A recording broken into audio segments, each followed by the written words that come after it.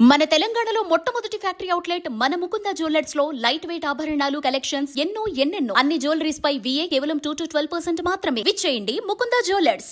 సాధారణంగా మనుషులు ఆహారంగా పండ్లు, కూరగాయలు, చికెన్ లాంటివి తింటుంటారు. అయితే ఓ వ్యక్తి మాత్రం గత 10 ఏళ్లుగా కొండపై దొరికే ఆకులనే ఆహారంగా తీసుకుంటున్నాడు. గ్రామ శివారులోని కొండపై నివసించే అతను నిత్యం యోగా చేస్తూ ప్రకృతిలో లభించే 80 రకాల ఆకులను భుజిస్తున్నాడు.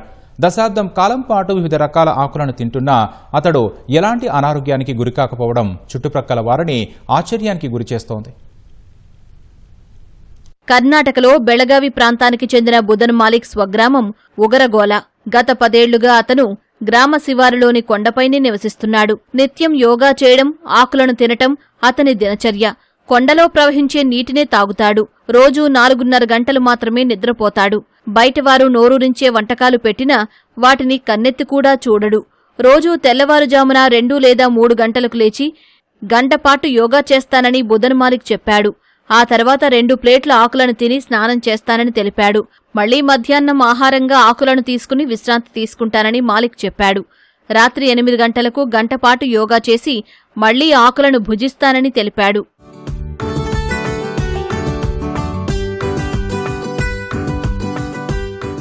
ఆకులను ఎందుకు తింటున్నావని ప్రశ్నించగా కోతులు కారణమని మాలిక్ సమాధానమిచ్చాడు. ఒకరోజు కోతులు ఆకులు తినడం చూసి తాను ఆకులను తినడం మొదలుపెట్టానని మాలిక్ తెలిపాడు. తొలిసారి తిన్నప్పుడు చేదుగా అనిపించినా మెల్లగా అలవాటైపోయిందని చెప్పాడు. ఆకులు తినడం వల్ల ఎలాంటి అనారోగ్య సమస్య రాలేదని చెప్పాడు. ఇప్పటివరకు 3 సార్లు మాత్రమే ఆస్పత్రికి వెళ్లానని మాలిక్ తెలిపాడు. ఒకసారి కాలు విరిగినప్పుడు, మరోసారి జలుబు చేసినప్పుడు వెళ్లానని చెప్పాడు. చిన్నప్పుడు ఇంట్లో ఉండటం నచ్చక కొండపైనే పొద్దుపోయే వరకు ఉండి తిరిగి రాత్రి గ్రామానికి వెళ్లేవాడినని మాలిక్ తెలిపాడు.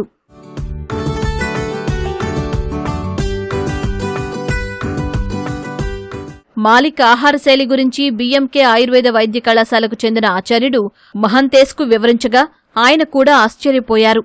పక్షులు, జంతువులు మాత్రమే ఆకులను జీర్ణించుకోగలవని ఆయన చెప్పారు. మాలిక్పై పరిశోధన చేస్తే కొత్త విషయాలు తెలిసే అవకాశం ఉందని తెలిపారు.